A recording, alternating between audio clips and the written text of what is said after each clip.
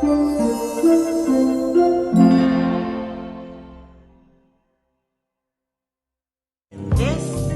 is my journey.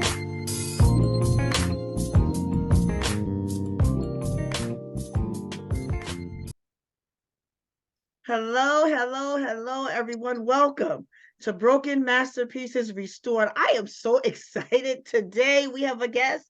Her name is Ashley Wonder. This is an amazing, amazing woman of God. I'm so excited, guys. She is a spoken word artist. She is a mental health advocate. She's a grief advocate. She's a saxophonist. She manages autism at her work. She does home services. This woman is amazing. And I'm so proud to have met her. Ashley, she goes by Ashley Wonder. So, welcome, Ashley, today to the show. Tell me, who is Ashley Wonder? Thank you. Thank you so much for inviting me. It's such a pleasure to talk about what God has done in my life. Like I said earlier before, like testimonies never expire. So what I always tell people, I'm literally a walking miracle. I was born on October 8th, 1983, and I was born at 1 pound, 3.5 ounces. Then I dropped to less than a pound. So when you think just on that, the technology back then, and I was in like I was so small that the pads couldn't even fit on like my body like a normal baby. One pad kind of like covered my whole chest. And even seeing the picture of me being that small, it's very eerie. I could send you the picture if you like, if you wanted to see it, just to let people know. So I feel like when being born like that small, it always comes with challenges that I didn't know. I could have gone blind, I could have gone deaf. I've had reconstruction surgeries on my nose, so when you see my nose now, it didn't look like that when I was younger. I didn't have a bridge, I didn't have any cartilage here. So I had to go through a whole lot of surgeries in my life. So that already is like, okay, we see what we're doing here, God. You know what I mean? Right? But with like I wasn't ready at 5 to do this or 16. So those things really define me when it comes to identifying people in physical pain where I didn't realize it at the time. But it helps when you see like, oh, all these scars to let other people know like you can push through.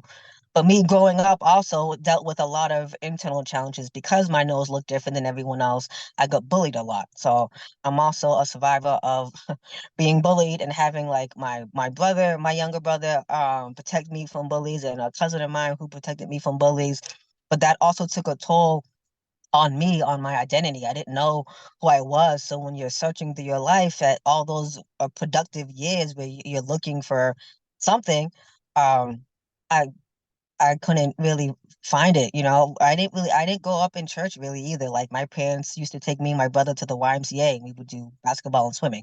So like I didn't have a foundation of God till a little bit later in my life, growing up as a kid. And it was family around me, cousins and uncles and literally my family. So it was really cool to have that foundation. But I didn't know God until myself until I was 22. You Wow. know, yeah, I knew the word. I'm at church. I'm serving. I'm singing in the choir. I'm doing usher. You know what I mean? But like, I'm here to talk to the preacher's son. I mean, Tell the you know what I truth, mean? yeah. Yeah, I'm like, I'm not here for Jesus. And like, okay, here we doing communion. But so I'm gonna go talk to him though. So, and that was a lot of my years growing up and seeing my cousins and hanging with my brother. You know what I mean? But we still, you know, the Bible was there, but like I didn't understand it till I was 22 and I was came home drunk from the club and then God woke me up and was like, "What are you doing?" So I'm like, "Okay, God." Like I could see like everything that I was learning about didn't hit me till I was 22 years old, borrowed on the floor, crying, and I could hear God's voice like, you need to make a choice. And I'm like, okay, God. But through all that point, I was suffering depression the whole time that like nobody knew, you know what I mean? I was slicing my arms, cutting my arms, all these things, right? Self-harm to just get through difficult moments. What were you And the feeling? whole time, What were you feeling when you were doing that? I've seen mhm, some people do that. Like what? Yeah, Does it make you feel good? Like what did it do? You hated that's a yourself? great question. Yeah, it was an identity crisis, and I felt like me taking, a pair of scissors and like or a knife, you know what I mean? Thank God I didn't slice a vein, but like just taking the pressure, it was just like taking everything that I felt inside, all just like this darkness and self-hate, um, which just felt through the blade. But I'm like, why do I have all these heavy feelings though? I come from a loving home, a two-family home, like all my family around me, all this love, right? How do I have all this internal self-hate? What is this? You know what I mean? And it just comes from just like you can say the devil, I guess, you know what I mean? Just because like why would I have all this hate when I have all this love around me? All this love around me and I'm hating myself for what? You know what I mean? Because my Why would nose you looks put different. yourself through so much pain? I'm Yeah. I could never. I'm like, ooh, hurts. Yeah. And it Did comes you from just, cry when you were doing it? Like, no, no. I just did it enough where I'm like, okay, there's the pressure. So I would push it to the point of like, okay, the pressure point of like, okay, because I got into an argument with my mom because I'm 17 years old, a teenager. You know what I mean? Just those family dynamics. Or I got into an argument with my brother, a cousin, a friend. I'm gonna just dig through with scissors and knife. And I cried over like the pain, but not from the blade, if that makes sense. It's more like um, the emotions of everything else in the environment that was going around me at that time. did you ever feel like you were trying to get attention? A lot of people think that. So that's why I'm Probably, asking. I'm a middle child, so probably middle child syndrome is real. So that could have been, and I'm also the only girl in my family. I have two brothers, so it's like trying to vie for attention sometimes. Because again, I've been an artist kind of like my whole life. I've always written poetry, notebooks, and journals. I've been playing music since I was 13. I also play piano, so it's like okay, but I'm not doing sports like my brothers. Mhm. I'm not doing baseball. I'm not doing basketball, but my dad did he was a drummer and my great grandmother was a concert pianist, so everybody came to the concerts. Everybody came to all my shows and stuff. But I think it was more just like trying to find that bond of like mother-daughter bond with my mom, and I kind of found it with like other people in my family on my dad's side. My auntie was like my second mom. Well, she didn't have any kids, so she kind of treated me like her daughter, and I kind of felt more closer with her growing up than with my own mom, even though she's right there, right? It's like Right, because I was gonna say, like, what happened where you just didn't feel, you know? yeah, supported. Yeah, it's weird. Like my mom she's always been there my whole life, but like it can be hard sometimes to build like that close mother-daughter bond. I'm like, well, I'm the only daughter and I'm a premature survivor, like all these amazing things. It's like, how come that bond isn't just like there? Hmm. Yeah. And then I think, well, when I got molested, that's when I kind of felt the little kid in me die. You know what I mean? Like that light. So like when that happened, I was like in third or fourth grade. You're a How old were child, you? dude. How old were you like? Probably like 10 or 11. Like what age are you at third grade? So whatever age that is. Okay. About Yeah, so maybe. little. Yeah, yeah, totally like a whole child, and it was my dad's best friend. So it's like his best man at his wedding. So just these heavy layers of insanity. I didn't ask for that to happen. I'm screaming, no, I'm telling this man, get off of me. And my mom saw it happen. Like I tell people, like she saw it happen, but she was, in a drunken phase. And it's fine if a man kisses you like that. I don't even know where I'm a child. What? Right, right, I don't right. even know what you're talking about. Like, and children don't look at grown men that way. Never mind your father's best friend. You know what I mean? Like, I didn't ask for that Close to the trauma. family. That's probably like your uncle. Right? He's supposed to be someone you're supposed to trust. Hmm. That's always how it happens. So Right? And like it's crazy because everybody was there, but the music was loud. I always look back and like, oh, if my dad heard me screaming, we would have done something to that man because my family was very, very overprotective of me because of the prematurity. You know what I mean? But it's like people saw this happen and no one did anything. And I dealt with it through self-harm, you know what I mean? Through depression that nobody knew till I was 25. And I'm telling everybody, I'm writing it wow. in poems. Yeah. Like I told my father too before you know what I mean? I don't know what he did with that information, but like, you know, like, and it's in my blogs on my website, like everything. So like, you know what I mean? It's all there, but I think that played a critical role as to why the self-identity crisis that I Yeah. had, right? Mhm. It's Yeah. crazy. And a lot of people in my family don't even know it happened. Like, because it's the layers of like people can't comprehend something that happened. Oh, they try to pass it away. Like, oh, he didn't mean it that way. I'm like, what do you mean? I'm crying. I'm Right. screaming for help. Mhm. Mhm. I'm not supposed to even like any of this. So like what I'm a child. Right, What right, is right, what is right, happening? right. You know what I I mean? can identify with that definitely. Yep. Yeah. What how did you start your healing process? Because I know it didn't happen overnight, and I know it took some time. You had to go through some things. I know someone, myself, being a victim of molestation, I know I had to go through a series of things, like you said, Yes. identity crisis, and I had looked for love in all the wrong places, and I made a lot of wrong decisions, and I've been with a lot of people that I shouldn't have been with, like relationship wise, and guys and stuff like that, because I just was running or looking for something, when someone is molesting you, they're the ones with the power over you. So a lot of at that time, so a lot of Right. times people that have been molested and have gone through those things, they tend to either become somebody that wants to be the power over someone. Sometimes they become the molester. Sometimes they become promiscuous. Sometimes they go into drugs and alcohol. Sometimes they go into different alternative lifestyle, LGBTQ, and all kinds of different things. You know, um, what was your? I know you said you did some self harm, but what was your um, result or your outcome of all the trauma that you've gone through, and then tell us how you started, how you realized. I know you told me you had an epiphany and God told you, like, what are you doing, and you started to probably get things together at that point. But tell us what you've gone through, a little bit of that, and then also tell us, like, when was the turnaround for you and what you started to do, because I know it's not over. Hmm. It took me years to get through, um and become a good mother and become a good wife and be able to minister to others. So tell me, what was your path, your journey? Yes. Mine was writing everything in notebooks. I got so many notebooks over the years, right? So before I could even be comfortable vocaling all this deep internal pain, it's so funny because I can talk about depression, right? I can talk about suicide, my ideations. But so suicide was kind of how I dealt with it, right? I Mhm. remember being 22 years old and I'm like, I can't take this internal struggle anymore. People like not knowing, well, who can I trust in my family that I can like tell these dark, deep things to. So I remember going to the bathroom, looking at the cabinet with a bunch of pills. I swallowed them. I was laid out on the floor. My parents found me, and I remember waking up in the hospital, puking up the pills. So Mhm. that was how dark everything went. And then I was in college at the time, so I kind of wrote about it for like college essays and stuff. And like my parents had no idea that all this darkness not darkness was happening.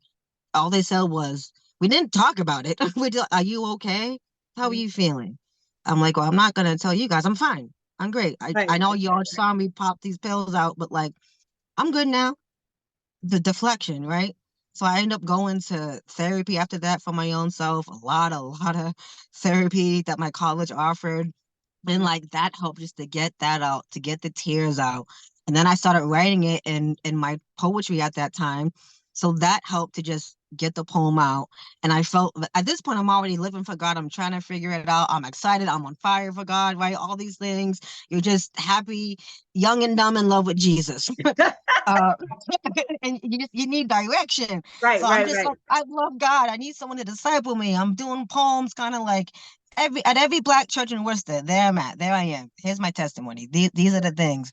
But I still need someone to help me and like disciple me as a young woman of God because I don't I don't know.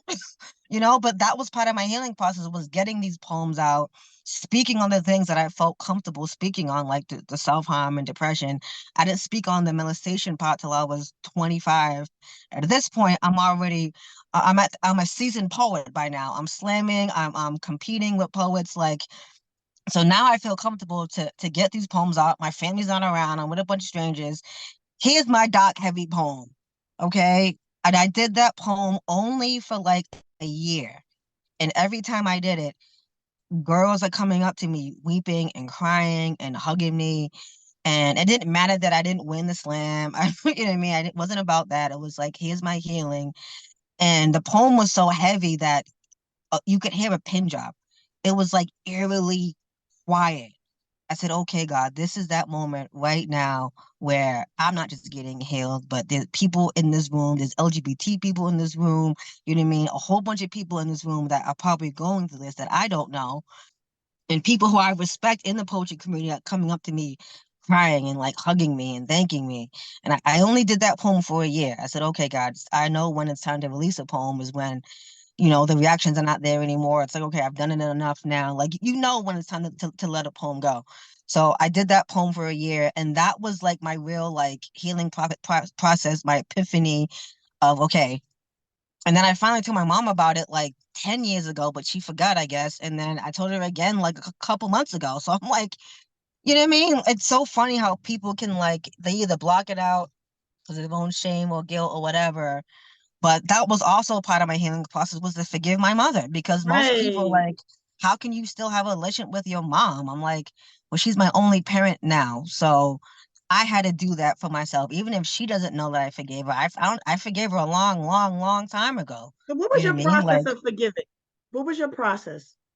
What did you it do? was me, talking to me and God, like me and my mom never like I never sat down and like, look, Ma, you did this and I forgave you. Like, you know what I mean? I don't even bring it up to her because I know that in my heart, me and God talked about it. I was convicted by preachers on sermons that I've heard like online that I follow. Because I don't really do church right now since my dad died. Me and church are kind of like we trying to figure it out right now, but I still get my word in. You know what I mean? I still get convicted, and it was also therapy. After my dad passed, I went to therapy immediately, and then all this stuff comes up in therapy that you thought you dealt with that you didn't. Right. And then like that was the real healing process like 6 years ago. So not that long ago. Within the last 6 years, I see the difference in my mother's and I relationship. But that was the eternal work that I had to do.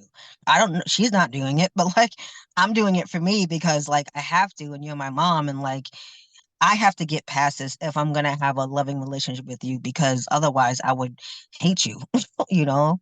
Right. Right. Right. Right. Yeah.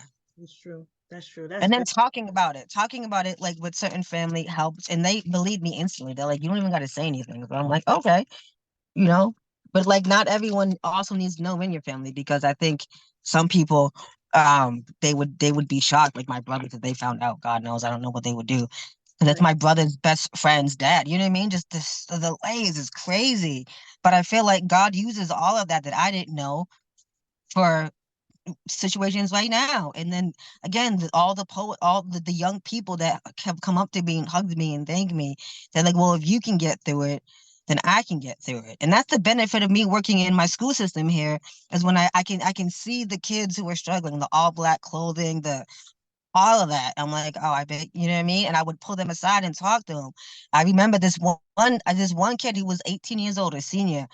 I'm like, and he would share with me his writings and stuff. And I remember him telling me, well, he's like, well, miss, you're a testimony for me, because like you're bright, you're always smiling, you're so loud, like all these great things, and like I don't feel that right now, and I'm getting emotional, just thinking about this young man, and he was just like, well, if you can get through it, I can get through it. I'm like, yeah, yes, you can, and I haven't seen this kid in like so long, but like I think about it, and I'm just like, yeah, this is why I'm still here, God.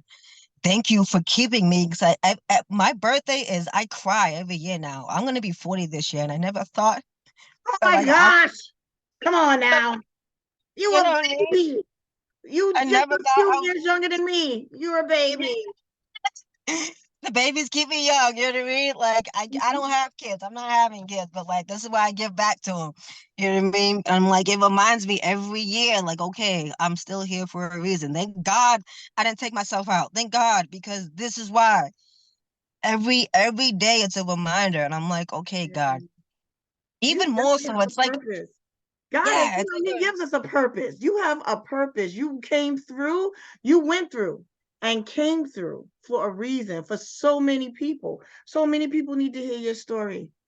You are yes. amazing, amazing, amazing, amazing. I'm glad you reached out to me.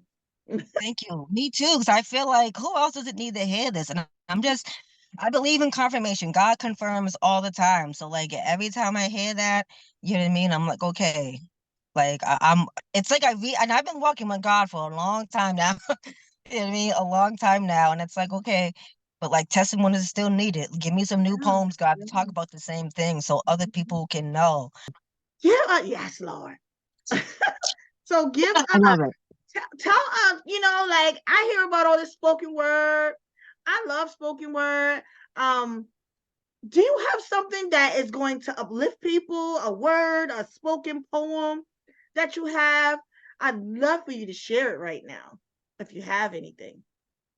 Yeah. I was gonna share where my name actually Wonder comes from. It's a combination poem. I love that poem. I love how God be working through stuff because the fact that this is two poems in one just proves how the spirit works because um that's not me. You know what I mean? Like, you know what I mean? It's beautiful. So this is my actually Wonder poem and I'll share it really fast. Sure. Yes. For much of my existence, death, I believed, was my answer to life. Didn't think I was ever worthy of a man's love when heart and feelings was always taken advantage of. Was ways but self-love, but self-hate, shattered the positivity I knew. So slicing my unspoken frustrations became bled out responses to rejection. Never had those typical boyfriends of regret. Observed everyone else in the ups and downs of relationships. Dissatisfaction for not doing enough to be considered making it. So to end my life seemed plausible, something nobody ever conceived when you're born, a miracle. Miraculous wonder since the day of my birth. Miracle baby's what they called me. I counted it as value. I seen it as worth. 1 pound, 3.5 ounces with less than a 10% chance of survival, October 8th, 1983. And no, there was no high technology, but the grace of God kept me living 119 days in an incubator. Left with my nose a little disfigured because of a tube, but whatever the doctors gave me, I made it through. I made it through my first surgical procedure at 5. Growing up, kids were nothing but cruel. Though self-esteem came early, was confused by racial identity, made it difficult for me to relate to. Spent too many days crying, spent too many years cutting, spent too many times wondering what it would be like if I swallowed that bottle of pills. So I did. But somehow, by the grace of God, I made it through 3 more surgical procedures on my nose with the scars to prove that I am a walking miracle. To show others how suicidal thinking and depression does not have to claim your life.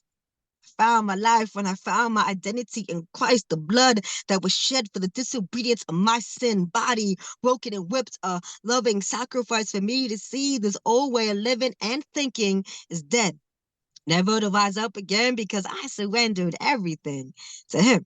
This beautiful relationship took away all my old insecurities that I used to look for in those men or anyone or anything if they would just listen to me, but no more. I know who I am now. I am a miraculous woman, a survivor. So now y'all know why they call me Ashley Wonder. How they do it? That's it. Good That's it. job. Wow. Woo. Wow. Amazing. So tell us about your how you deal with do the autism and grief. How are you a grief advocate? What do you do for and you're a mental health advocate also. I love that spoken word. Thank you. And it's funny because what I always tell people, eh, it's just like Moses, y'all. I stutter. So you know this is God because I have a stuttering problem. You know what I mean? I have a speech impediment I've had my whole life. So this ain't nothing but God.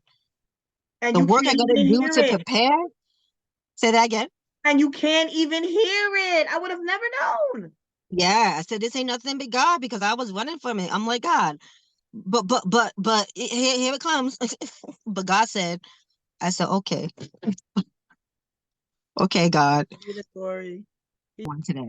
What would you tell someone that's dealing with mental health? Like, some people are accepting of what they have, like a diagnosis, and then some people who is like never been diagnosed don't want to go to the doctor, but they're still having some challenges, anxiety, depression.